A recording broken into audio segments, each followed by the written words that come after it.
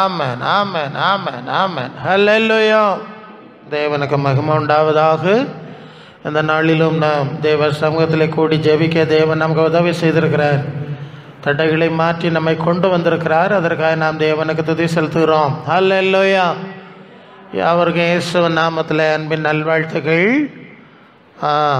இயேசுவின் சீடர்களாக விளங்குவதற்கு கற்றுக்கொள்ள வேண்டிய காரியங்களைத்தான் நாம் சிந்திக்கிறோம்.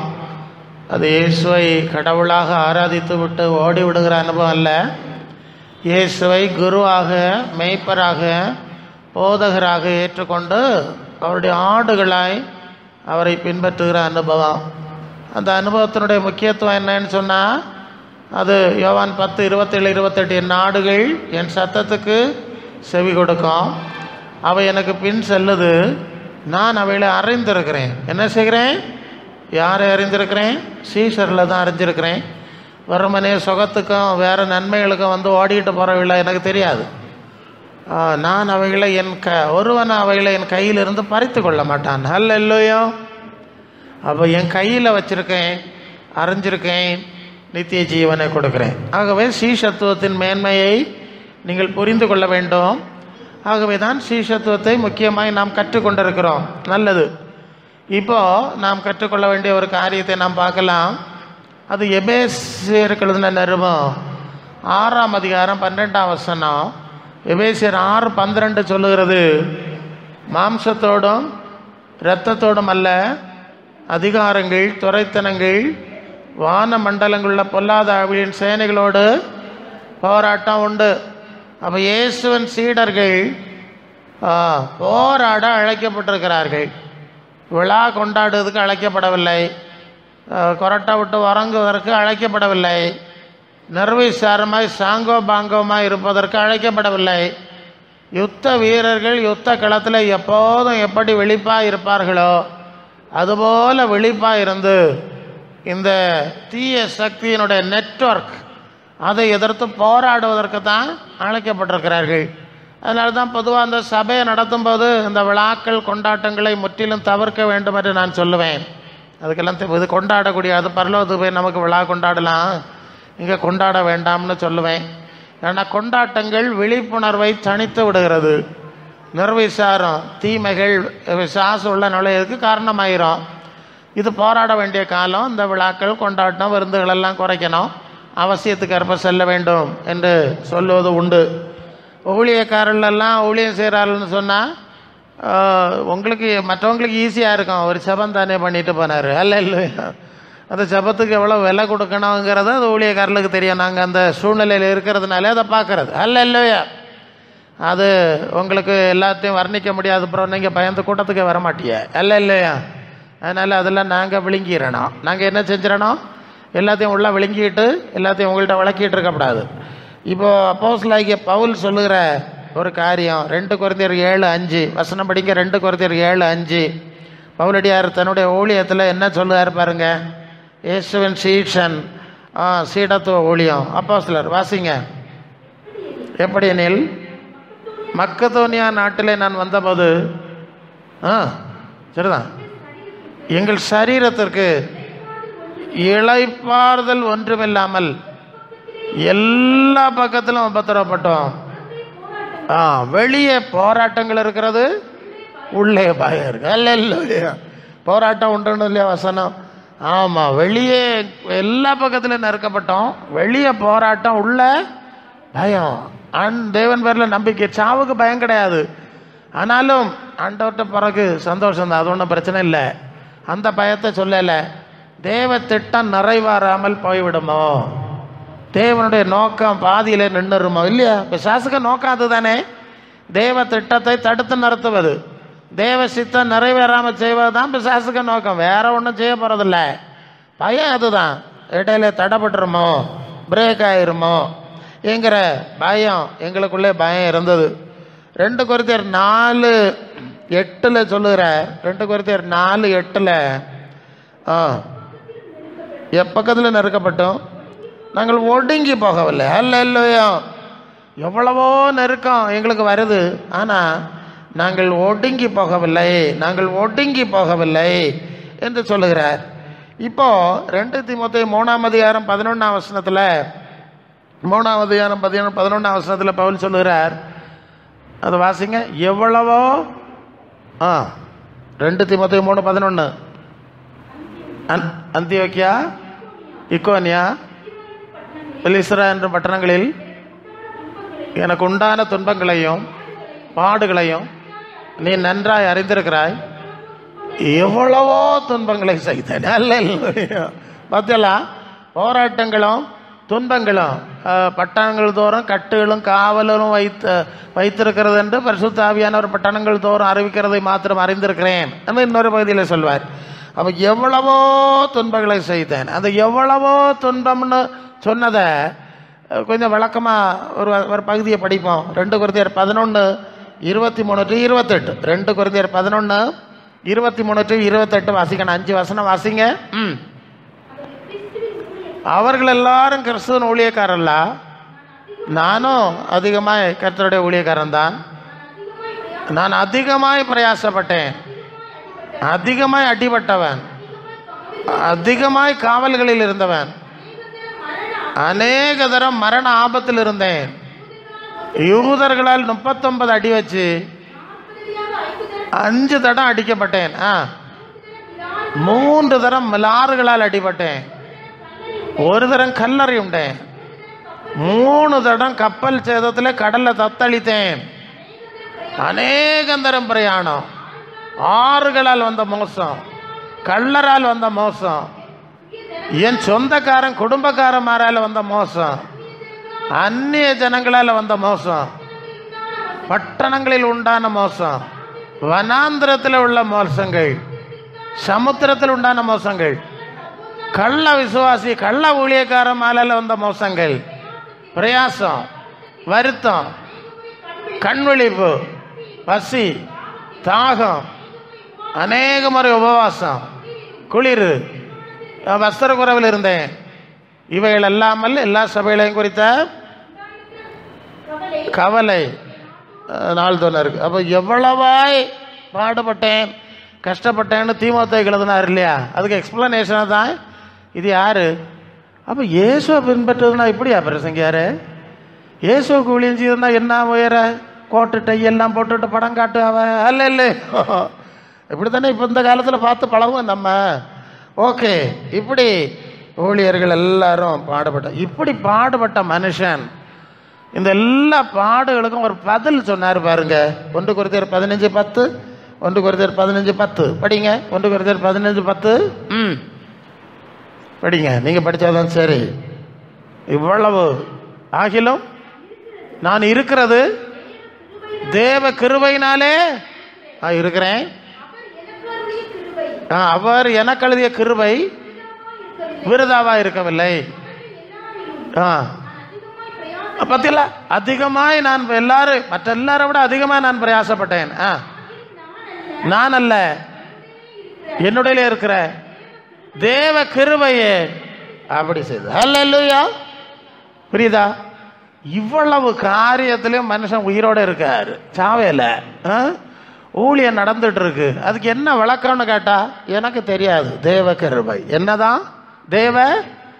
அப்போ எல்லா விஷயத்தை விட தேவனுடைய கிருபை பெருசு இல்லையா?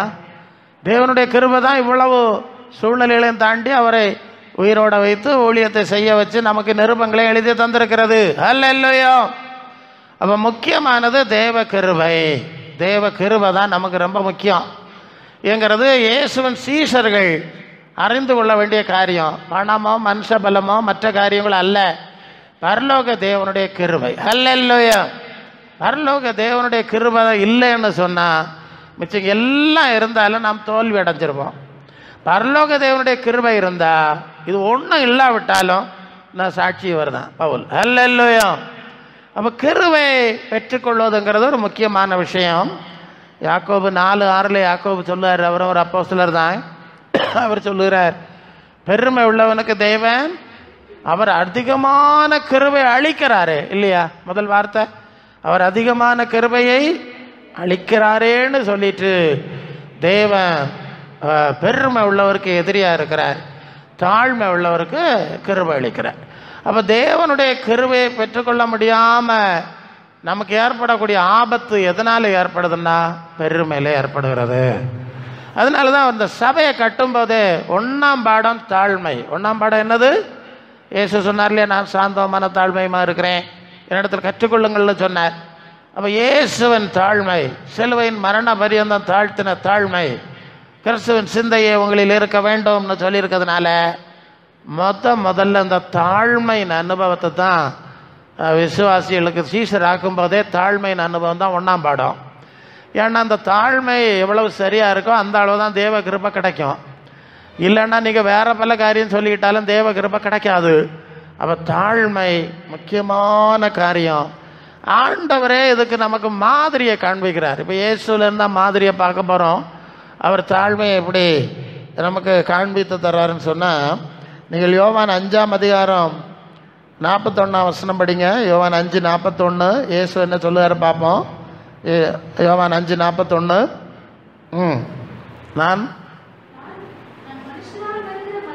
நான் மனுஷரால் வருகிற மகிமையை ஏற்றுக்கொள்ளுகிறதில்லை. நல்லா நீங்கள் கவனிங்க. இயேசுவின் சீடர்களாகும்போது நாம் கற்றுக்கொள்ள வேண்டிய ஒரு முக்கியமான அடிப்படை பாடம். இயேசு சொல்லுகிறார், நான் இந்த மனுஷராலோ உலகத்தாலோ வருகிற மகிமை பெருமையை நான் விரும்புகிறதில்லை. அதனால தான் நான் சபைக்கு சொல்லுவேன், அவர் உலகத்தில் இருக்கும்போதே நான் மனுஷனால் வருகிற மகிமையை விரும்புவதில்லைன்னு சொல்லிட்டார். அதனால் அவரை நீங்கள் புகழ்ந்து பாடி ஆராதித்து அவரை பெருமைப்படுத்தி அவர்கிட்ட நன்மை வாங்க முடியாது. மாறாக யோவான் 14:23 சொல்லுது, ஒருவன் என்ன நண்பாக இருந்தால் என் வசனத்தை கடைபிடிப்பான். அப்போ அவருடைய வார்த்தைக்கு கீழ்ப்படிஞ்சால் மட்டும்தான் தேவ கிருபை உங்களுக்கு கிடைக்கும். இயேசு ஆராதிக்கிறதுனால கிடைக்காது. அதுக்கு அடிப்படை வசனங்கள் எல்லாம் நிறைய இருக்குது. அதனால தான் அவர் யோவான் 4ஆம் அதிகாரம் 21ஆம் வசனத்தில் அவர் ஒருவேளை நம்முடைய மகிமையை தேட விரும்பினால் அவர் என்ன சொல்லியிருக்கணும்? சமாரிய ஸ்திரீட்ட எல்லாரும் என்னை தொழுது கொள்ளுகிற காலம் வருதுன்னு சொல்லியிருக்கணும். அங்கேயும் சொல்லலை, சொல்லிட்டாரு எல்லாரும் பிதாவை தொழுது கொள்ளும் காலம் வருகிறது. பார்த்தீங்களா, நான் மனுஷனால் வருகிற மகிமை மரியாதை ஆராதனை விரும்பலைன்னு சொல்கிறார். பிதாவை தொழுது கொள்ளணும். 24ஆம் வசனத்தில் அந்த பிதா எப்படி இருக்கிறார்? தேவன் ஆவியாக இருக்கிறார்னு விளக்கத்தையும் சொல்லுகிறார். அவருக்கு ரூபம் இல்லை. ரூபத்தில் ஆராதிக்கும் போது விக்கிரக ஆராதனைக்கு சமம் ஆயிரும். அதனால ஆவியாக இருக்கிறவரை தொழுது கொள்ளுங்கள் அப்படின்னு தொழுகையை கூட அவர் விரும்புவது இல்லையா. யோவான் 8:50 படிங்க. யோவான் 8:50 நான் எனக்கு மகிமையை நான் எனக்கு மகிமையை தேடுகிறதில்லை, அதை தேடி நியாயந்து இருக்கிற பிதாவாகிய தேவன் இருக்கிறார். அல்ல இல்லையா. இதனால தான் நான் ரொம்ப தைரியமாக சொல்லுவேன், இயேசுவின் வார்த்தைகள் மாதிரியிலே நடக்கிற சீசர்களாக மாறாமல் இயேசு ஆராதிக்கிறதுங்க சொல்லுது ஒரு தவறான நடைமுறை, ஆபத்தான நடைமுறை. இயேசுவின் வார்த்தைகளிலும் மாதிரியிலே எவ்வளவு நடக்கிறோமோ அதுதான் நமக்கு பாதுகாப்பு. அதை விட்டுவிட்டு பிசாசு அப்படி ஒரு மோசடியை உண்டு பண்ணிட்டான். நீங்கள் இயேசுவின் வார்த்தைகள் படி ஆண்டா, அவருக்கு மாதிரியை பார்க்காண்டா, ஒன்றும் வேண்டாம், அவரை ஆராதிச்சிருங்க. நிறைய பாட்டெழுதி அவரை புகழ்ந்துட்டா அவர் எல்லா நன்மையும் தந்துடுவார். ஒரு நாளும் தர்றதில்லை. மற்ற 7:21 சொல்லுவார், பிதாவின் சித்தத்தின்படி செய்கிறவன் தான் பரலோக ராஜ்யத்தில் பிரவேசிக்க முடியும். என்னை கர்த்தாவே கர்த்தாவேன்னு சொல்லுவனை அக்கிரம செய்கைக்காரரைன்னு கூப்பிடுவேன்னு சொல்லியிருக்கார். அப்போ ஒரு ஐடியா கிடைக்கணும். இயேசு உலகத்தில் வாழ்ந்தபோது சொன்னார், நான் மற்ற மனிதனுடைய மகிமை மரியாதையை நான் விரும்புகிறதில்லை. இது ரொம்ப சீஷர்கள், இயேசுவின் சீஷர்கள் அறிய வேண்டிய காரியம். அப்போ இயேசுவே உலகமும் மற்ற மனிதர்களும் கொடுக்குற மகிமை விரும்பலைன்னா நம்ம விரும்பினா அது நிச்சயமாக பாவம், அது தவறு ங்கிறத மனசில் முதலாவது கொள்ளணும். எந்த ரீதியிலும் சரி, அது பண ரீதியில், படிப்பு ரீதியில், ஊழியக்காரர்களுக்கு கூட பிரச்சனை வந்துடும். ஆண்டவருக்கு ஊழியம் செய்வார்கள், 2 பேருக்கு சுகம் ஆயிட்டேன்னு சொன்னால் உடனே இவருக்கு நட்டம் மாறிடும். இவருக்கு உடையெல்லாம் தொழிலதிபர் உடை மாதிரி மாற்றிடுவாவ, வாகனத்தை மாற்றிடுவாவ, தீர்க்கதரிசி, அப்போஸ்தலர், அந்த வரம் பெற்றவரெல்லாம் விளம்பரம் போட்டுருவாவ, பட்டங்களை. இது ஊழியக்காரர்களுக்கு ஏற்படுகிற பிரச்சனை அல்ல இல்லையா. அதான் அந்த ஆண்டவர் விரும்புவதில்லை. எவ்வளவோ அற்புதங்களை நீங்கள் மார்க்கு 8ஆம் அதிகாரம் 34 வசனமா, அதில் ஒரு இடத்துல அந்த மார்க் 8:34 அதை படிங்க பாப்பா. அந்த வசனத்தை 8:34 மார்க் 1:43 சொல்லுங்க. 1:43 மார்க் 1:43. குஷ்டரோகியை தானே சுகமாக்கினார். சொல்லுங்க. நோக்கி நீ இதை ஒருவனுக்கு சொல்லாதபடி எச்சரிக்கார். முந்தின வசனம் வந்து குஷ்டரோகி ஒருவன் வந்து முழங்காலில் படிட்டு உமக்கு சித்தமானால் சுத்தமாக்க உம்மால் கூடும்னு சொன்னான். மனதுருக்கி கையை நீட்டி அவனை தொட்டு எனக்கு சித்தம் உண்டு சுத்தமாகுன்னு சொன்னார். உடனே அவன் சுத்தமாயிட்டான். அடுத்த சொல்லுகிறார், இதை யாருக்கிட்டையும் சொல்லாது. இல்லையா, தன்னை விளம்பரப்படுத்துறத ஆண்டவர் விரும்பல இல்லையா? ஆண்டவருக்கு சித்தம் செய்தார், தன்னை விளம்பரப்படுத்தலை.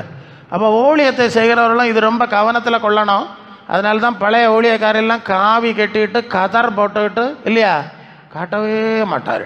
அவர்கள் மூலம் எவ்வளவோ அற்புதம் நடந்ததுனால தான் இவ்வளவு சபைகள், எவ்வளவு சபை கட்டி வச்சுட்டு போயிருக்காவ. அவையெல்லாம் போயாச்சு, இன்னும் சபை நிற்கிது. இந்த நாட்களில் கோபுரங்கள் அது இதெல்லாம் கெட்டாவ காணல, அட்ரஸ் இல்லை, செயல்நிலையில் நடக்கலை. அவர்கள் வெளியே காட்ட மாட்டார். இங்கே நமக்கு பக்கத்தில் ஒரு பெரிய சன்னியாசி இருந்தார், ஒரு பெரிய சபை இருக்கிறது. அவரை யாரும் பார்க்கவே முடியாது. புதன்கிழமை ஒரு நாள் தான் ஜனங்கள் பார்க்கறதுக்கு வந்து உட்காருவார், மற்ற நாள் வெளியே பார்க்கவே முடியாது. இல்லையா, காவியம் போட்டுட்டு தாடியம் போட்டுட்டு வெளியே காட்டவே மாட்டார்கள். இல்லையா. அப்போ இயேசு மனுஷனால் வரும் மகிமையை தேடவில்லை. ஊழியக்காரெல்லாம் அப்படி தான் நடந்தார்கள். அப்போஸ்தலர்லாம் அப்படி தான் வச்சுருந்தாராம். அதனால்தான் அது 1 கொரிந்தியர் 4:9 சீக்கிரம் படிங்க. தேவன் அப்போஸ்தலராகிய எங்களை மரணத்துக்கு குறிக்கப்பட்டவர்களை போல தோன்றுகிறபடி அப்போஸ்தலராகிய எங்களை மரணத்துக்கு குறிக்கப்பட்டவர்களை போல கடைசி எல்லாரை விட தரங்குறைந்த பாட்டம் தர டிக்கெட்டாக காட்டினார். அப்புறம் உலகத்துக்கும் மனுஷருக்கும் மதிப்பு மரியாதை இல்லை, வேடிக்கையான நிலையிலுமே இருந்தோம். பைத்தியக்காரெல்லாம் எண்ணப்பட்டோம், புத்திசாலி, பலவீனமாக எண்ணப்பட்டோம், பலவான்கள், நீங்கள் கனவான், எங்களுக்கு எந்த கனமும் இல்லை. அப்புறம் பசி, தாகம், நிர்வாணிகள், குட்டுண்டவர்கள், தங்க இடமில்லாதவர்களாக இருக்கிறோம், கைகளினாலே வேலை செய்து பாடுபடுகிறோம், வையப்பட்டு ஆசீர்வதிக்கிறோம், துன்பப்பட்டு சகிக்கிறோம், தூசிக்கப்பட்டு வேண்டிக் கொள்கிறோம். இந்நாள் வர உலகத்தின் குப்பையை போல எல்லாரும் துடைத்தப்படுற அழுக்கை போல ஆனோம். உங்களை வெட்கப்படுத்த முடியுது சொல்லலை. அப்போ இவ்வளவு பிரம்மாண்டமான அற்புதங்களை செஞ்சு இந்த ஊழியத்தை சபையை ஸ்தாபித்து 2000 வருஷம் கடந்து அது நிற்கிதுன்னு சொன்னால் அந்த ஊழியக்காரில் தேவன் எப்படி வச்சுருந்தார்? உலக பெருமையே கொடுக்கலை, ஆடம்பரத்தை கொடுக்கலை, மற்றவர்கள் மதிக்கக்கூடிய மரியாதை செய்யக்கூடிய ஒரு சூழ்நிலையை வைக்கலை, அவங்களும் விரும்பலை. இல்லை ஏன்? ஏசுட்ட படித்தார்.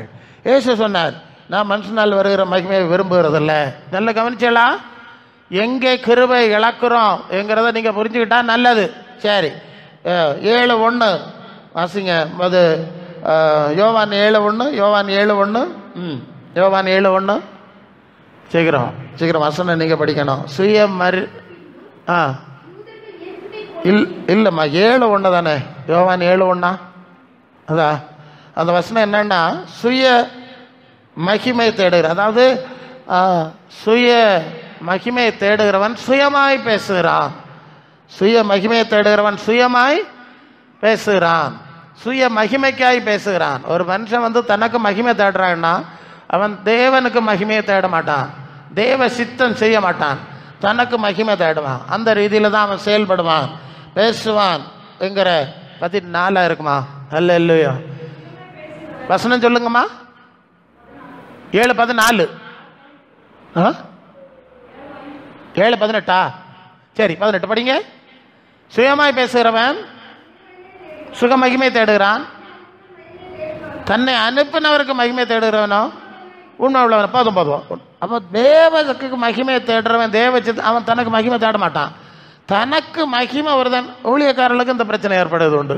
கொஞ்சம் கொஞ்சமாய் தங்களுக்கு ஒரு மகிமை உண்டாக்கின பிறகு அவங்க தேவ சித்தம் செய்ய மாட்டார்கள். நாங்கள் நுட்பமாக இதை கவனிச்சிருக்கோம் ஊழியங்களில். அது வரைக்கும் நான் இல்லைப்பா, நான் தர்ப்பமாக்கம், தூசியாக்கம், கந்தையாக்கம்னு சொல்லி அப்படியே ஒழிச்சுக்கிடுவார்கள். தேவன் அவர்களை பயன்படுத்துவார், அவர்களுக்கும் பிரச்சனை இல்லை. கொஞ்சம் சூழ்நிலை எல்லாம் மாறி வந்தோன்னா எல்லாம் மாறிடும், பெருமை வந்துடும், அகங்காரம் வந்துடும், நான் சொன்னால் நடக்கும், நான் கை வச்சா போய் போவோம், அப்படி அந்த எண்ணம் வந்துடுது. ஏன்னா அந்த சூழ்நிலையில் போகும்போது எண்ணம் வந்துடுது. பிறகு தங்களுக்கு தோணுதெல்லாம் பேசுவார்கள். சுய மகிமையை தேடக்கூடிய ரீதியில் பேசுவார்கள். அவர்கள் தேவ சித்தம் செய்ய மாட்டார்கள். நீங்கள் 5:44 யோவான் 5:44 தேவனால் மாத்திரம் வரும் மகிமையை தேடாமல் 5:44 தானே படிங்க. தேவனாலே மாத்திரம் வருகிற மகிமை தேடாமல் ஒருவரால் ஒருவர் மகிமையை தேடுகிற நீங்கள் தேவனை விசுவாசிக்க மாட்டார்கள். ஏன்னா இவங்க தேவனை விட்டாச்சு. கர்த்தர் அவருக்கு மகிமை தேடுறவங்க தங்களுக்கு மகிமை தேட மாட்டாங்க, முன்ன விட்டுட்டு ஒழிச்சு நின்றுவாங்க. ஸோ இந்த ஆபத்துகள் எல்லாம் வரும். பரவ எல்லாமே சுயத்தில் போயிடும். யோவான் 12:43 அவர்கள் தேவனால் வருகிற மகிமையிலும் மனுஷனால் வருகிற மகிமை அதிகமாக விரும்பினால இயேசுவை புறக்கணித்து விட்டார்கள். அப்போ கடைசியில் புறக்கணிச்சிருவாங்க. ஸோ இப்படிப்பட்ட நிலைமை வரும்போது கிருபையை இழப்பார்கள். என்ன இழப்பார்கள்? கிருபையை இழப்பார்கள். ஆமாம், கிருபை தங்களுக்குன்னு ஒரு மகிமை, ஒரு பேரே மாற்றிடுவாவ. சிலர் தங்களுக்கு பேரோடு அற்புதமான வார்த்தைகளை போட்டுருவாவ. இதெல்லாம் ஆண்டவர் எரிச்சல் அடைகிற காரியம் கிடையாது. நீ மனுஷன், நீ என்னால் நாமத்தில் தான் இதை செய்கிறீர்கள்.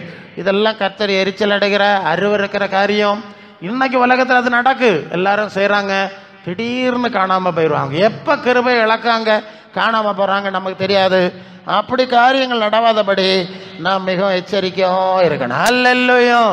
அவர் 1-2 குறிப்பை சொல்லி நான் முடிக்கலாம். நீங்கள் அப்போஸ்தலர் 3ஆம் அதிகாரத்தில் 12ஆம் வசனத்தில் நீங்கள் வந்தீங்கன்னு சொன்னால், அங்கே அப்போஸ்தலனாகிய பேதுரு, பேதுருவும் யோவானும் தேவாலயத்துக்கு போனார்கள். கை கால் விளங்காதவர் தான் இருந்தான். வெள்ளி மண்ண இடத்துல இல்லை. இயேசு நாமத்தில் எழும்பி நடக்கணும். அவனை எழுப்பி விட்டாச்சு, ஒரு அற்புதம் செஞ்சாச்சு.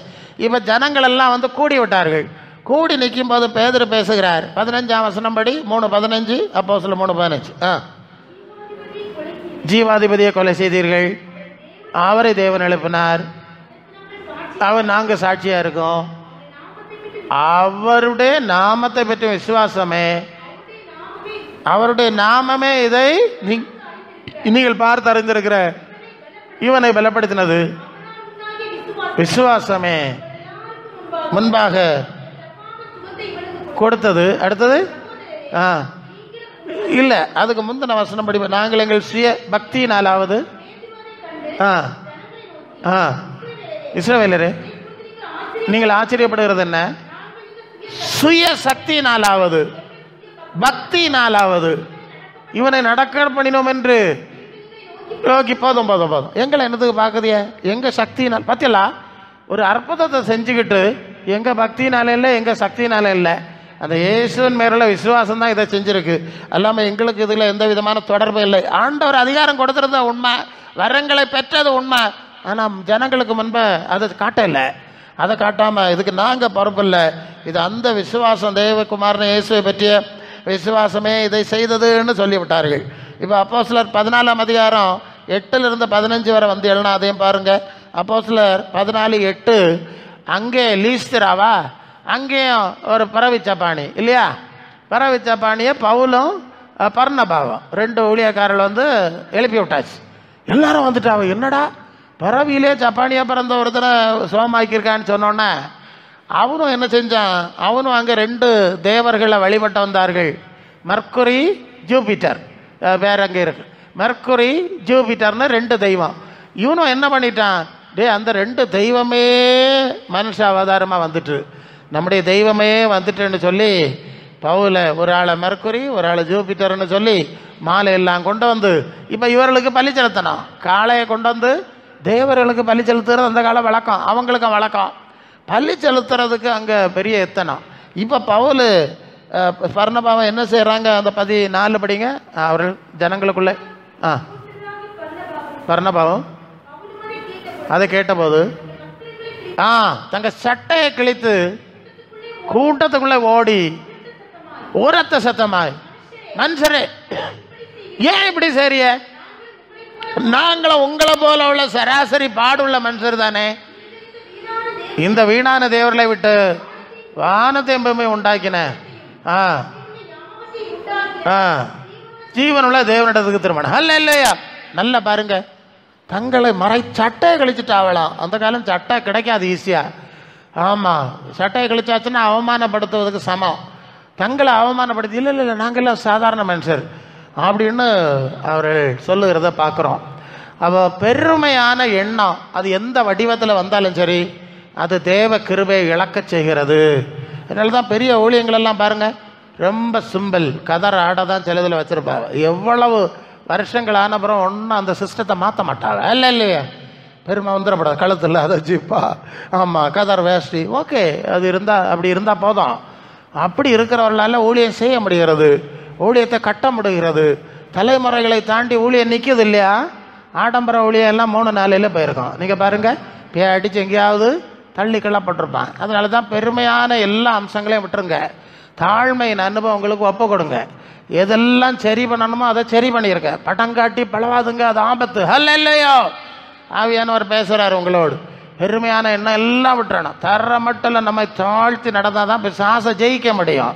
இல்லைன்னா பிசாசை ஜெயிக்க முடியாது. இல்லையோ கர்த்தருடைய கிருபை நம்மோடு கூட இருக்காது. தாழ்மை தான் அந்த பாட்டு பாடணும். தாழ்மை உள்ளவனிடத்துல தங்குமே கிருபை என்று தான் பாடியிருக்கோம். தாழ்ந்த இடத்துல தான் தண்ணீர் நிற்கும்னு சொல்லுவாங்க. நம்ம அனுபவம் எப்படி இருக்குது? இயேசுவை பின்பற்றும் போது இந்த நாட்களுக்கு இது முக்கிய செய்தி. அநேகருக்கு தெரியலை. நான் ராஜா வீட்டு பிள்ளையாக்கன்னு சொல்லுவாங்க. உனக்கு இயேசு ராஜாவே அப்படி வாழலேடா, பின்ன எப்படி நீ அவருக்கு பிள்ளையா இப்படி இருக்க போகிற? இயேசு ராஜா அப்படி வாழ்ந்திருந்தா சரி, அவர் அப்படி வாழ்ந்தார். கந்தை துணியோ கர்த்தருக்கு ஒரு தானே பாட்டு பாடுனியா நீங்கள்? ராப்பாடி பாடின மாதிரி கந்தை துணியோ கர்த்தருக்குன்னு. உங்கள் துணி எப்படி இருக்குது? உங்கள் நாடகம் எப்படி இருக்குது?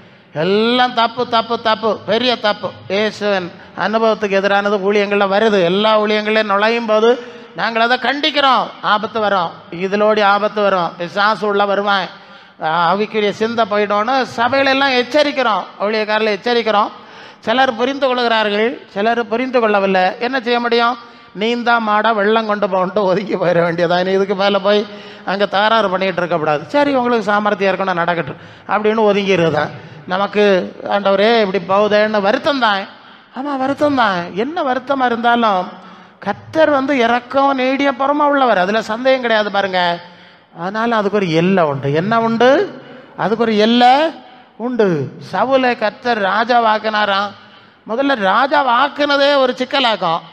அதாவது என்ன பிரச்சனைன்னு, ஜனங்கள் சாமுவேல்கிட்ட கேட்குறாங்க, எல்லா ஜனங்களுக்கும் இருக்கிறது மேலே எங்களுக்கு ஒரு ராஜா வேணும். புரியுதா நான் சொல்லுது? நீர் ஒரு தீர்க்கதரிசி, அப்பப்போ நீர் சொல்லிக்கிட்டு இருக்கிறீர், அதில் எல்லாம் எங்களுக்கு திருப்தி இல்லை. எல்லாருக்கும் இருக்கிறது மாதிரி ஒரு ராஜா வேணும், எல்லாருக்கும் இருக்கிறது மாதிரி. அப்போ இவன் கர்த்தர் இடத்துல போனான்.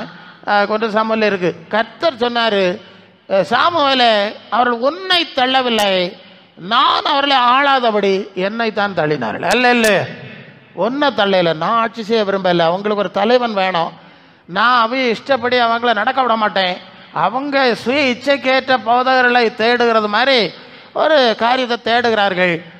நீ சொல்லு, ஒரு தலைவன் வந்தால் என்னெல்லாம் செய்வான், உச்சிதமானதெல்லாம் எடுத்துகிட்டு போயிடுவான், எல்லாம் சொல்லி பாருன்னு சொன்னார். ஜனங்கள் அதெல்லாம் சரிதான், எங்களுக்கு எல்லாரும் மாதிரி இருக்க மாதிரி எங்களுக்கு ஒரு ராஜா வேணும். நாகர்கோவில் பட்டணத்தில் ஒரு சபைக்கு நான் ரொம்ப வருஷத்துக்கு முன்னே செய்தி சொல்ல போனேன்.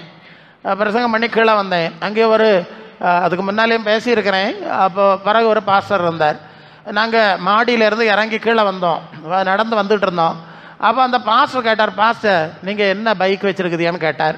நான் சொன்னேன், இதுக்கு முன்னால் பழையதான், அது ஒரு பாக்ஸர் தான், பஜாஜ் பாக்ஸர் வச்சுருக்கேன், எனக்கு கிலோமீட்டர் கிடைக்கும், சிம்பிளாக இருக்குது வச்சுருக்கேன்னு சொன்னார். அந்த பாஸ்டர் சொன்னார், எனக்கு நானும் அந்த பைக்கு தான் வீட்டில் வச்சுருக்கேன், அவருக்கு பொதுக்கடை பக்கம்னா என்னவோ ஊர் சொன்னார், வச்சுருக்கேன். இங்கே வந்தால் சபையார் சொல்லுவாங்களாம், பாஸ்டர் இந்த பைக்கில் நீங்கள் எங்களுக்கு வீட்டு விசிட்டுக்கு வரப்படாது, கொள்ளாமா, நாங்கள் ஒரு பைக்கு வாங்கி தரோம், அதில் தான் நீர் வீட்டு விசிட்டு வரணும்னு சொன்னாங்களாம். அப்போது அது என்னதோ அன்னைக்குள்ள ஒரு விலை கூடன பைக்கு, புரியுது? எப்படி இல்லை வாங்கி கொடுத்துட்டாங்க, அது வேற விஷயம். அவரே சொல்கிறாரு, பாருங்க பாஸ்டர் நல்ல விலை கூடன பைக்கு, ஹோண்டாவில் உள்ளது ஒரு பைக்கு, ஞாபகம் இல்லை, வாங்கியே கொடுத்துட்டாங்க. அந்த பைக் எங்கே கொண்டு வராதையும் அதை வீட்டில் வச்சிரும். அந்த ஜனங்களுக்கு எங்கள் பாஸ்டர் ஆடம்பர காரில் வரணும், விலை கூடன பைக்கில் வரணும் அப்படின்னு அந்த ஜனங்களுக்கு மனசு அப்படி தான் இருக்கு. பாருங்க, ஜனங்களுக்கு இப்படின்னா என்ன செய்யுது, வாங்கி தந்திருக்கா, ஓட்ட எண்ணில் இருக்கும், காட்டி தந்தார்ல, அதில் விஷயம், அதாக விஷயம். அவ குறைஞ்ச காரில் பைக்கில் வந்தால் நம்ம எங்கள் சபை விசுவாசி ஒரு மாதிரி நினைப்பாவ. அந்த சபை வழங்குமா, பூட்டி போட்டிருக்கு, போய் பாருங்க அங்கே. இல்லை உலகத்தில் பிரம்மாண்டமாக இருந்தால் பேரெல்லாம் சொல்ல விரும்பலை, எல்லாம் பூட்டி க்ளோஸ் பண்ணியாச்சு. எல்லாம் போட்டு எங்கள் ஊழியம் இல்லை போன சும்மா நடக்கு, வேறு காரியம் நடக்கு. அன்பு பிள்ளைகளே, அந்த அளவு ஊழியத்துக்கு நிலம் பிரசங்கியார கெடுத்து போடுவாவ. ஊழியக்காரனா ஊழியம் செய்ய விடுறதில்லை, அவனை எங்கேயாவது குழியில் தள்ளி போடணும், அது வைக்க அதெல்லாம் கிடையாது. இதுதான் எனக்கு தகுதி. பவுல் சொல்லிட்டார், எல்லாவற்றையும் அனுபவிக்க எனக்கு அதிகாரம் எல்லாம் இருக்கு, ஆனால் எல்லாம் எனக்கு தகுதியாக இருக்காது. எனக்கு ஒரு தான் 2 மணி சட்டை தந்தான், அங்கே வீட்டில் போட்டிருக்கேன், அங்கேயே கிடக்கு, வாங்கிடுது தோத்துறோம். உங்களுக்கு தரேன், அப்புறம் உங்களுக்கு தந்துரு கொடுத்துருவேன். சரி, அதை நினைச்ச மறந்து போயிரு. ஸோ நான் என்ன கொடுத்து கெடுக்கப்படாதுன்னு பயம், அதில் கிடக்கட்டு அவங்கள வருத்தப்படுறதில்ல. எதுக்கு சொல்லுன்னா, மற்றவங்களை வருத்தப்படுறதில்லை. தந்தா தோத்திரம் போட்டு வாங்கிடுவான், வாங்கி கொண்டு வச்சுட்டு ஒரு ஜோம் பண்ணுவேன், என்ன ஒரு நல்ல ஆண்டவருக்கு என்ன பண்ணி ஊழியக்காரனுக்கு என்ன பண்ணி தந்தாவே இல்லையா. ஆனால் எனக்கு மனசு இதெல்லாம் எனக்கு தகுதியாக இருக்காது. தாழ்மை, நான் அனுபவத்தை தான் பேசுகிறேன். ஆண்டவர் வனத்தினார், உனக்கு தகுதியாக இருக்காது, வேண்டாம். தாழ்மையாக போய் தேவ கிருபை இழந்துடப்படாது. இப்போ நமக்கு அதாகும் பிரச்சனை. ஆடம்பரமும் காரம் பைக்கும் வந்து கிருபை இழக்குதை விட கிருபை பெருசு இல்லையா? அல்லையோ, அப்படித்தான் ஊழியக்காரர்கள் நடந்தார்கள். ஆனால் சோதனை வருது, நல்ல சோதனை வருது. தேய்ச்சா நான் முதல்ல வந்து வெள்ளை சட்டை போடணும், வெள்ளை ட்ரெஸ்ஸு போடணும்னு சொன்னாவேன். வெள்ளை போடு தான், சிம்பிளாக போடுவேன். முதல்ல அரைக்கை போட்டிருப்பேன். ஒரு பாஸ்டர் இன்னும் ஃபுல் கை வேஸ்ட் இப்படி இல்லாமல், ஓகே, ரொம்ப சந்தோஷம், விருப்பம்தான். சரி, சூழ்நிலைக்கு போட்டாச்சு. கொஞ்ச நாள் கழிஞ்சு அந்த அங்கங்கே போவேன். எனக்கு ஆத்திரமான ஓடிக்கிட்டே இருப்பேன். பாஸ்டர் நீல மொக்க மாட்டியலா பாஸ்டர், கொள்ளாமா, இனி வெள்ளை கட்டணுமா, அடுத்து என்ன செய்யணும், நீல மக்கடம். சரி, நீல மக்கடம். இப்போ தான் லிக்விட் ப்ளூ நமக்கு வருது. முன்னால் வந்து அந்த பவுடர் ப்ளூ இல்லை, அதை ரொம்ப கவனமாக ஹேண்டில் பண்ணோம். அந்த துணியெல்லாம் கட்டி என்னவோ பண்ணுவாங்களா, நமக்கு தெரியல. நீல முக்கிறதுல ஒரு இடத்துல கலர் கூடிடுச்சு, கலர் குறைஞ்சிச்சு. அடுத்த கொஞ்சம் கூடுதலாக நீளம் போட்டுட்டியலா, ஓ அடுத்த பிரச்சனை அது. பார்த்துக்க, முதல்ல ஒருபடியாக சும்மா இருந்து, இப்போ நீளம் போட்டு கூடியாச்சு. அடுத்தது, பாஸ்டர் தேய்ச்ச மாட்டியலா. எனக்கு அப்போ தான் ஆவியானவர் சொன்னார்லே, இதுதான் ஒளியின் தூதன்னு சொல்லுது. ஒளியின் தூதனுடைய வேஷத்தை தரித்து கொள்ளு பிசாசாக. இது சிம்பிளாக கம்பளாக இருந்தால் இருந்துட்டு போட்டு, இப்படி பிரசங்கி மாதிரியே விசுவாசிகளுக்கு எடுத்து போட்டால் என்ன செய்யுது? அவருக்கு இனி இப்படி போட்டா வீட்டில் ஏற்ற மாட்டாவ, காணிக்க தர மாட்டாவ, கூட்டத்துக்கு இப்படி எல்லாம் இஷ்யூஸ் ஆகி போச்சு. இப்போ இன்னைக்குள்ள சபையெல்லாம் இப்படி எல்லாம் நிறைய பிரச்சனை. அதனால கொஞ்ச நேரத்துக்காவது இவருக்கு பல பண பிரச்சனையில் கிடந்தாலும் வாடகைக்காவது ஆராதனைக்காவது ஒரு கோட்டை போடணும், அல்ல இல்லையா? ஒரு படம் வெளியே போட்டால் தான் 10 ஆள் கூட்டத்துக்கு. இதெல்லாம் ஆண்டவர் விரும்புது இல்லையா? இது நீங்கள் புரிஞ்சுக்கிடணும். இன்னைக்கு இருக்க சூழ்நிலைக்கு யாரும் துணிஞ்சு சொல்ல மாட்டாவ, நாங்கள் துணிஞ்சு சொல்லிடுவோம், அல்ல இல்லையோ? சமீபத்தில் கிருபாசனம் கிறிஸ்துவன் சபையில் உள்ள ஒரு சீனியர் பாஸ்டர் ஒரு ஊழியக்காரர்களுக்கு செய்தி சொல்லியிருக்கார். அவர் சில ஊழியக்காரில் தான் கண்டித்து சொல்லுவார், உனக்கு அப்படி போனோம் இப்படி போனோம்னு ஆசைன்னா கிருபாசனம் போர்டை கலத்தி வச்சுக்கிட்டு உனக்கு தோணுக மாதிரி போ, எந்த கோபுரத்துலையாவது யாரும் இரு, நாங்கள் வேண்டான்னு சொல்லலையே அப்படின்னு கண்டிப்பாக பேசுவார். அல்ல இல்லையா? வெகு சிலர் தான் பேசுவாங்க. அப்போ இது மனசில் வச்சுக்கிடணும். எனக்கு ஒரு முறை சோதனை எப்படி வருதுன்னு பாருங்க, என் முன்னால் வருது. எனக்கு நான் பைக்கில் வந்து எப்போவுமே ஸ்கூட்டர் அப்போ பைக்கெல்லாம் ஓடுறது தான் வழக்கம். பகல் டைமில் இந்த வெயில் கம்மியாகிறது ஒரு லைட் கூல் கிளாஸ் போட்டிருப்பேன். ராத்திரினா ஒயிட் கிளாஸ் போட்டிருப்பேன், அந்த வெயிலில் போகிறதுக்காக. ராத்திரி ஒயிட்டு, இந்த பூச்சி அடிக்காமல் இருக்கிறது. அப்போ இந்த சந்தர்ப்பத்தில் தான் இந்த ஆட்டோமேட்டிக் கிளாஸ்ன்னு சொல்கிறாங்கல்ல, வெயில் வந்தோடனே டார்க் ஆயிடுது, வெயில் குறைஞ்ச உடனே அது ஒயிட் ஆயிடுது, இப்படி ஆட்டோமேட்டிக் கிளாஸ். இப்போ பார்க்குறோம், முன்னால் அந்த கிளாஸ் அப்போ தான் வந்து கவனிக்கிறீங்களா, இங்கே கவனிங்க, குழந்தைய விளையாடும். சரி, அப்போ அந்த கிளாஸ் வந்து பாருங்க, எனக்கு ஆசை, நல்ல கவனிங்க, ஆசை எப்படி வாரான்னு உங்களுக்கு அந்த அனுபவம் முன்னால் வர்றதுனால சொல்லுகிறேன். அப்போது இப்படி ஒரு கிளாஸ், அது நம்ம விலை உள்ளது அன்னைக்கு, நம்மகிட்ட அந்த காசு இல்லை அன்னைக்கு. ஆண்டவரே இப்படி ஒரு கிளாஸு கிடச்சா கொள்ளாமே நான் மனசுக்குள்ளே நினச்சேன். பெரிய அளவில் ஜம்ம ஒன்றும் பண்ணல, 2 கிளாஸ் வச்சுருப்பேன், மாறி மாறி போட்டுருவேன் பகலக்கிண்டே. திடீர்னு என்னுடைய உறவினர் அவர் மிலிட்ரி சர்வீஸில் ஒர்க் பண்ணவர், அவர் வந்து ஒரு கிளாஸு அவர் கவரோடு எடுத்துட்டே நான் வச்சுக்க இது உனக்கு கொள்ளலாம் இன்னும் ஒரு கிளாஸை தந்துட்டார். நான் வீட்டில் வந்து அதை பேக்கை உடச்சி பார்த்தா அமெரிக்கன் கிளாஸு, ரேபான் கிளாஸ்ன்னு சொல்லுவாங்கல்ல, அமெரிக்கன் பாப்புலர் கிளாஸு. இது பயங்கரமான கிளாஸ், நல்லா இருக்கு. எடுத்து பார்த்தா அங்கே ஃப்ரேம் கோல்டு கலர். என்னது ஃப்ரேம்? தங்க விலை கூடன கிளாஸ் தான். ஆமாம், தங்க கலரு கிளாஸு. இதை பார்த்தோன்னே எனக்கு தோணுது, தெய்வமே கண்ணாடி கொள்ளலாம், இப்போ இதை போடுது. அப்படி இதை போட்டுட்டு போனா பிரசங்க யாரு தங்கம் போடாத வெள்ளி போடாதுன்னு சொல்லிட்டு இப்போ கண்ணாடி போட்டுட்டு நடக்காருன்னு வெளியே சொல்ல மாட்டாவ. சொல்லி தொலைச்சாலாவது திருத்திடலாமே, அப்படி சொல்லிட்டு போவேன். எனக்கு உடனே தெரிஞ்சுக்கிட்டு என்ன செய்யுது, போட முடியாது. பிசாசு குறவா தந்திரத்தை பார்த்துக்க. நான் உடனே அப்படியே போட்டுட்டேன். அப்போ இது கர்த்தர் தரையில சாத்தான் தான் தந்திருக்கானோன்னு. நான் ஏற்கனவே சொன்னேன்ல, நான் மெக்கானிக்கல் இன்ஜினியர், என்கிட்ட சின்ன டூல்ஸ் எல்லாம் வச்சுருப்பேன். 5-6 நாள் பார்த்தேன், பொறக்கையில் டூல்ஸ் எடுத்து ஸ்க்ரூவை கலத்தி, அந்த கிளாஸை கலத்தி, இந்த ஃப்ரேமை ஒரு நூலில் கட்டி தூக்கி ஒரு 50 மில்லி பெயிண்ட்டை வாங்கி கரப்பு பெயிண்ட் அடித்தேன். எப்படி 50 மில்லிக்கு சாம்பிள் பெயிண்ட் வாங்கி கரப்பு அடித்தேன். அப்புறம் ரீஃபிக்ஸ் பண்ணிவிட்டு அது கொஞ்ச நாள் போச்சு. அது பெயிண்ட் எல்லாம் சீக்கிரமாக உரிச்சிடும். அப்புறம் காலங்கள் போச்சு. என்ன கவனமாக இருக்கணும். இல்லையோ ஒரு இடத்துல நான் ஒரு சபையில் பிரசங்கம் பண்ணிட்டு இருக்கேன், இப்படியே பேசிகிட்டு இருக்கேன். அப்போ நான் சொல்லுவேன், நமக்கு தங்கம் வெள்ளி வேண்டான்னு சொல்லுது இல்லையா, பின்ன இந்த தங்க கல்லார் வாட்சி கட்டு என்னத்துக்கு, கண்ணாடியை தங்கத்தில் போடு என்னத்துக்கு, வாட்சி கட்டு தப்புன்னு நான் சொல்லலை, அதுக்கு தங்கத்துக்கு ஏன் போறிய. இப்படியே பிரசங்கம் பண்ணிட்டு இப்படி திரும்பினேன்னு இந்த மேசையில் ஒரு தங்க கலர் நல்ல ஸ்கொயர் டைப்பில் உள்ள ஒரு வாட்ச் இருக்குது. இப்படி இருக்குது, ஃப்ரண்டில் இருக்குது. இது யாருக்கு வாட்ச்சு? கீழே இருக்க பாஸ்டருக்கு வாட்ச்சு. சரிதானே? நான் பார்க்கல, எதிர்பார்க்கல, இப்படியே அங்கே இப்படியே பேசிகிட்டே வந்தவளை வந்தது. இதை பார்த்தோன்னா எனக்கு இப்போ தர்ம சங்கடம் ஆகிட்டு, ஒரு வேளை இவரை வச்சு பேசுன்னு இவர் நினைக்க போறாருன்ட்டு இப்படி திரும்பி கீழே பார்த்தேன். அவர் கீழே இருக்கார் பாயில். அவர் சொல்லார், பேசுங்க பாசர், பேசுங்க பாசர், ஆவியானவர் தாரதெல்லாம் பேசுங்க. கொள்ளாமா? அல்ல இல்லையோ பேசிட்டு எல்லாம் அதெல்லாம் செய்து முடிச்சாச்சு. அப்புறம் சொல்லாரு, வெளிநாட்டிலேருந்து ஒரு விசுவாசி வந்தார். அவர் பார்த்தாரு, பாஸ்டருக்கு ஒரு நல்ல கிஃப்ட் வாங்கிட்டு போனோன்னு நினச்சிட்டு விலை கூடன ஐட்டம் பார்த்து தங்கத்தில் பார்த்து வேண்டி கொண்டு வந்து தந்தான். நான் ஜோம் பண்ணி வேண்டிக்கிட்டேன். இனி விசுவாசி தார துறப்பட முடியுமா? எங்கோடி வரான்னு பார்த்துக்க. இல்லையோ அதுக்கப்புறம் தான் அவருக்கும் இப்படி என்ன கொண்டு ஆவியானவரை உணர்த்தினார். அப்போ நாங்கள் எவ்வளவு கவனமாக நடக்கணும் பார்த்தீங்களா? நாங்கள் பெற்றுக்கொண்ட கிருபை இழக்க செய்ய பிசாசு தந்திரமாக வருவான். பட்டங்களை போடும். பட்டங்கள் இருந்தாலும் வெளியே நம்ம காட்ட வேண்டிய அவசியம் இல்லை. ஆடம்பர உட போடுன்னு சொல்லுவான். அந்த வரம் பெற்றவர் அப்படி இருக்கார் இல்லையா, உனக்கு என்னன்னு கேட்பான். நம்ம சொல்லணும், எங்கள் இயேசுநாதர் இப்படி தானே இருந்தார், எங்கள் அப்போஸ்தலர்கள் இப்படி தானே இருந்தாவ, அதில் தான் நாம் நிற்கிறோம். இது ஒரு கண்ணி. கிருபை இழந்து, பாதுகாப்பை இழந்து, அபாயங்களில் போய் கள்ளதான் ராஜா வீட்டு பிள்ளை இல்லையா, அவங்க பேச நியாயம். எந்த ராஜா வீட்டு பிள்ளை நீ? இயேசுநாதர் அப்போஸ்தலருக்கு இல்லாத அறிவு உனக்கு எங்கேருந்து வந்து?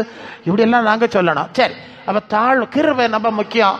கிருபை கிருபை உங்கள் வாழ்க்கையை நீங்கள் பார்த்துக்கிடணும். உங்கள் வாழ்க்கையில் என்னென்ன பெருமை இருக்குது, ஆடம்பரம் இருக்குல்லாம் நீங்கள் பார்த்துக்கிடணும். கிருபையை பிறகு இழந்துட்டு பெருசுங்க யாரு வரம் கொடுவதான் இருக்குன்னு சொல்லப்படாது. இல்லையா? நாங்கள் என்ன செய்ய முடியும்? படித்ததையும் அனுபவிக்கிறதையும் சில வேளை பட்டு படிப்போம். ஆண்டவர் அடி தந்து படிப்பிச்சாருன்னா அதையும் சொல்லி தரணும். உங்களுக்கு பெருமையை தேவன் விரும்புறதில்லை. ஏன்னா அவர் நமக்காய் ஒரு புதிய சரீரத்தை தரப்போறார், ஒரு புதிய மகிமையை தரப்போறாரு. பாருங்க, ஆண்டவருடைய திட்டத்துக்கு எதிராக போவாதுங்க. அவர் இருக்கிற வண்ணமாகவே அவரை தரிசிப்பதுனாலே அவருக்கு ஒப்பா இருக்கணும்னு உங்களுக்கு ஆசை இல்லையா? வெளிப்படுத்தல் 3:5 ஜெயங்கொள்ளுகிறவன் எவனோ அவனுக்கு நான் என்னுடைய மகிமையை கொடுப்பேன், சுத்தம் பிரகாசம் உள்ள மெல்லிய வஸ்திரம் தரித்துக் கொள்ளும்படி மனவாட்டி கழிக்கப்பட்டது, அது பரிசுத்தவான்களுடைய நீதிகளே. வெளிப்படுத்தல் 19:8 ஞானவான்கள் ஆகாய மண்டல ஒளியை போல நட்சத்திரங்களை போல பிரகாசிப்பார்கள் சொல்லி இருக்கு. இதெல்லாம் உங்களுக்கு வேண்டாமா? அதெல்லாம் எங்களுக்கு வேண்டாம். இந்த சாப உலகம் சாப ரீதியில காரியத்தை நாங்கள் பெருமை அடிப்பான்னு சொன்னா கர்த்தர் விரும்புறது அல்ல. இதை நீங்க மனசுல வச்சுக்கணும். நீங்க புரியணும். நீங்க புரிஞ்சா நல்லது. அதனால தான் ஆண்டவருடைய ஊழியம் செய்கிறவர்கள், சாத்தானுக்கு முன்ன நிற்கிறவர்கள், அவனை ஜெயிக்கணும்னா கர்த்தர் இதெல்லாம் படிச்சு கொடுக்குறாரு. தாழ்மை வேணும். ஒரு பொம்பளை இப்படி ஒரு ஆவிக்குரிய சபை இதெல்லாம் பேசியிருக்காங்க. இவங்க எங்களுக்கு உள்ளத்தில் நான் இந்த பெருமையாக நகை போட்டிருக்கிறது தப்புன்னு உணர்த்தப்பட்டாச்சு. எல்லாத்தையுமே கலத்திட்டாங்க. இந்த தாலி பெருசாக போட்டுதாங்க. டீச்சர் ஸ்கூலில் வேலை பார்த்தோம். ஸோ இதை மட்டும் களத்துக்கு அவங்களுக்கு கஷ்டம், மடி, அதுக்கு ஏதோ நியாயங்களை சொல்லிட்டு இருந்திருக்காங்க. அவங்களுக்குள்ள நடந்த விஷயம். இப்படி இருக்கும்போது ராத்திரி ஒரு சொப்பனம் பார்த்தாவலாம். அவருடைய கழுத்தை ஒரு பெரிய பாம்பு சுற்றிட்டு இருக்க மாதிரி சொப்பனம் பார்த்தாவலாம். ஆவேரி கழுத்தில் சுற்றி இருந்த பாம்பை பிடிச்சி இழுத்து இப்படி எடுத்தாவளே, தாலி அத்து கையில் வந்துட்டு கண்ணை திறந்து பார்த்தா தனக்கு தாலியை தானே அத்தெடுத்தாச்சு. இனி என்ன செய்யுது? அவைய சாட்சி சொன்னாவலாம். இனி வேண்டாம் இல்லையா, ஆண்டவரே அதை செஞ்சிட்டார். இதெல்லாம் ஆழமான அனுபவங்களாகும். தாழ்மை, பரிசுத்தம், அது தேவ கிருபையை பெற்றுக்கொள்வதற்கு வழிவகுக்கிறது என்பதை நீங்கள் அறிந்து கொள்ளுங்க. ஆண்டவர் நான் மனுஷனுடைய மகிமையை விரும்புவதில்லை, மனுஷ மருமையை தேடுவதில்லை, சுய மரியாதை தேடுவதில்லை. என்னை அனுப்பின தேவனே எனக்கு ஒரு மகிமையை கொடுப்பார், அதுதான் எனக்கு முக்கியம்னு சொல்லி வாழ்ந்தது போல இயேசுவை பின்பற்றுகிற சீடர்களாகிய நாமும் அப்படித்தான் நடக்கணும். இந்த நூதன சீடர்களை பின்பற்றாதுங்க, நவீன சீடர்களை பின்பற்றாதுங்க. அது தேவ கிருபை இழப்பதற்கும் அசுத்த ஆவிகளும் வஞ்சிக்கிற ஆவியும் உள்ளே நுழைவதற்கும் வாய்ப்பை ஏற்படுத்தி விடும். அல்லையோ? ஆமாம், இது சபையினுடைய ஆழமான அனுபவம். நான் ரொம்ப ஆழமான அனுபவம் எல்லாம் பார்க்குறவன், அந்த சூழ்நிலையில் நான் மணிக்கணக்காக நான் பேசுகிறவன். அல்லையோ? ஆகையினால்தான் இனி இந்த ஊழியங்கள் பலமாக போனோம், சரியான அஸ்திபாரத்தில் போனோம். தேவ கிருபை வல்லமை வரங்கள் எல்லாம் நமக்குள்ளே செயல்படணும். இப்படி நீங்கள் போக முடியாது. இப்படியே நீங்கள் போனால் ஊழியத்தை நீங்கள் வெற்றிகரமாக சாத்தான ஜெயிக்க முடியாது, உலகத்தை ஜெயிக்க முடியாது. அவன் சுற்றி 4 பக்கம் வளைஞ்சிருவான். ஒன்று நீங்கள் புரியணும், நான் சொல்லி முடிக்கிறேன். நாம் பல சந்தர்ப்பத்தில் பிசாசை விரட்டியிருப்பான், பிசாசை ஜெயித்திருப்பான். ஆனால் பிசாசுக்கு குணம் என்ன தெரியுமா? அவன் மரண பரியந்தான் போக மாட்டான், அங்கேயே சுற்றி சுற்றி நிற்பான், சான்ஸுக்கு காத்திருப்பான். எப்படியா? ஏன்னா அந்த பேதுரு சொல்கிறார்ல, கர்ச்சிக்கிற சிங்கம் போல, அந்த வசனத்தோட முடிக்கலாமா? எவனை விழுங்கலாமோ என்று வகை தேடி, 1 பேதுரு 5ஆம் அதிகாரம் 8ஆம் வசனம், தெளிந்த புத்தியாயிரு, விழிப்பாயிரு, உங்கள் எதிராளியான பிசாசு கர்ச்சிக்கிற சிங்கம் போல எவனை விழுங்கலாமோ என்று வகை தேடி சுற்றி திரிகிறான். விசுவாசத்தில் உறுதியாயிருந்து அவனுக்கு ஏற்று தள்ளுங்க. உலகத்தில் உள்ள உங்கள் சகோதரரிடத்துல அப்படிப்பட்ட பாடுகள் வருகிறது என்று பார்த்தீங்களா? சகோதரர், விசுவாசிகள், ஊழியக்கார இடத்துல பிசாசு எவ்வளவு தூரம் மோதிரம் பாருங்க. தெளிவாயிரு. அவன் எப்போதும் காத்திருப்பான், அவன் போக மாட்டான். அதனால தான் மரண பரியந்தம் உண்மையாயிருன்னு சொல்லியிருக்கு. நல்ல போராட்டத்தை போராடி ஓட்டத்தை வெற்றியாய் முடித்தேன்னு சொல்லியிருக்கு. கர்த்தருக்குள் மரிக்கிறவர்கள் தான் பாக்கியவான்கள்னு சொல்லியிருக்கு. ஏன்னா இந்த பிசாசு பழி வாங்க வருவான். சரிதானே? சரிதானே? அப்புறம் நாங்கள் சொல்லலைன்னு சொல்லப்படாது. நாங்கள் எப்போதும் கூட இருக்கு, ஜபிக்கிறோம், எல்லாம் செய்கிறோம், உங்களுக்கு தெரியும். அவன் வருவான். ஆகவே பெருமை உள்ளவனுக்கு தேவன் எதிரியா இருக்கிறார், தாழ்மை உள்ளவருக்கு கிருபை அளிக்கிறார். இயேசுவே மனுஷ மகிமையை தேடாமல் வாழ்ந்திருக்கிறார். நாம பிதாவாகிய தேவன் நமக்கு கொடுக்கிற மகிமைக்காய் வேற உலக மகிமை, சுய மகிமை எல்லாம் விட்டு தாழ்மையை தரித்துக் கொள்வோமாக. இந்த வார்த்தைகள் நாள் கர்த்தர் உங்களை ஆசீர்வதிப்பாராக. ஆமென்.